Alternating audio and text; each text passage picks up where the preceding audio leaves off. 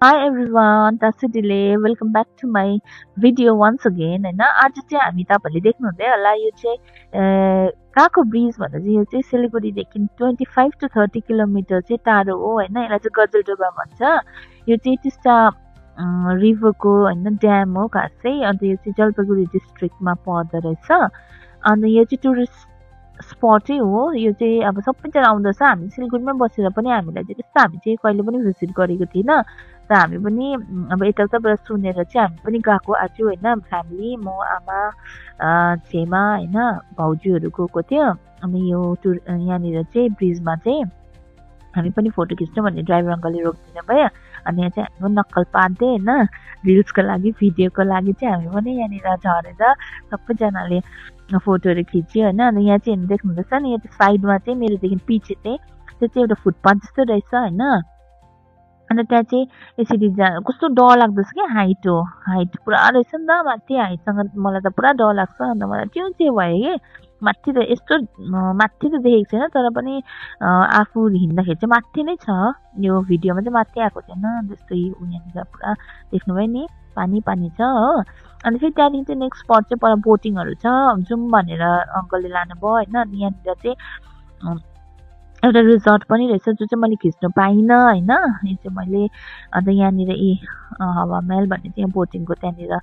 हामी आइपुगेको अन्त यहाँदेखि चाहिँ यताबाट जानु पर्दो रहेछ दुईवटा यतानिर चाहिँ बन्द रहेछ यताबाट जानु पर्दो रहेछ यहाँ साइड साइडमा पुरा बेच्नेहरू आमामा पानीहरूदेखि लिएर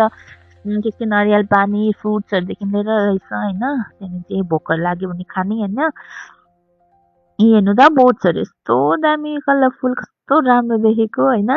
अनि यो चाहिँ ओसन जस्तो सी जस्तो के अब गोवाहरूमा जस्तो पर परसम्म देखेको छैन ल्यान्डै के हो खासै ड्याम हो यहाँ बोट रहेछ बोटिङ गर्ने त्यो त डरलाग्दो खालको थियो अन्त यतापट्टि चाहिँ सानो सानो बोट थियो यो चाहिँ सानो बोट थियो नि यहाँ चाहिँ पानी कम्ती भएकोमा अनि यहाँ नै हामी सोध्यो हामी पनि जाउँ न बोटिङ गर्नु भनेर यो भइहाल्छ ऊ त्यहाँ के भन्छ रेड फ्ल्यागसँग लान्छ त्यसको पर हेड 200 अरे आम्मामा त्यति साह्रो त अब यति डेकोरेसन उसको डेकोरेटेड उयो थियो बोट होइन त्यसमा 200 हामी जाँदिनँ भन्यो देन फेरि यता होस् हामी त अर्कोमा जाने भनेर भनेको थियो अन्त फेरि यो भएर पनि सोधेको त उङ्लीले 200 भन्दै थियो उसले पनि होइन 200 भन्दै थियो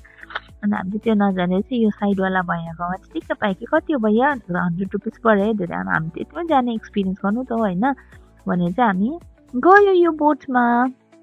यो बोट पनि नट ब्याड होइन यो बोट पनि राम्रो छ त अन्त भनेर चाहिँ हामी गयो यो बोटमा होइन अन्त यो बोटमा चाहिँ एउटा मिस्टेक के गरेँ भनेर मतलब तपाईँहरू पनि जानुभयो भने त्यति याद राख्नु अब बोटमा चाहिँ त्यो म चाहिँ खास चाहिँ त्यो बोटको टुप्पोमा यस्तो गरेर फोटो लगाएको हुन्छ नि त्यस्तो फोटो खिच्नु मन लागेको थियो नि त अन्त म चाहिँ कहाँ पे भैया कहाँ पे आगे पड्ता है भन्दै सोध्दै थिएँ होइन तर त्यो भैयाले चाहिँ यता यता भन्यो बङ्गालीमा बुझिनँ रहेछ मैले होइन तर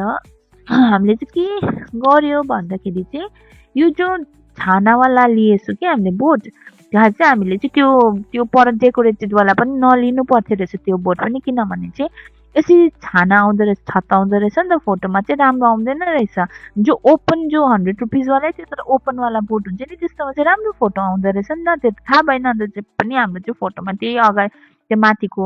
बोटको त्यो छानाले नै रुइन गरिरहेछ क्या सबै फोटोजहरू राम्रो चाहिँ आएको छैन अब अर्को नेक्स्ट टाइम गयो भने चाहिँ यस्तो ओपन बोट लिनुपर्ने रहेछ होइन कम्ती पनि प्राइस अन्त राम्रो पनि निक्लिँदो रहेछ होइन अनि यहाँ सबैजना एक्साइटेड भएर हात हल्ला नानी पनि गएको अन्त यो यस्तो यस्तो अगाडि चाहिँ बसेर मलाई खिच्नु मन थियो कि तर भएन त्यो म त उल्टा साइड बसेछु अन्त यो भाइले चलाउनु हुँदैछ होइन मजा आयो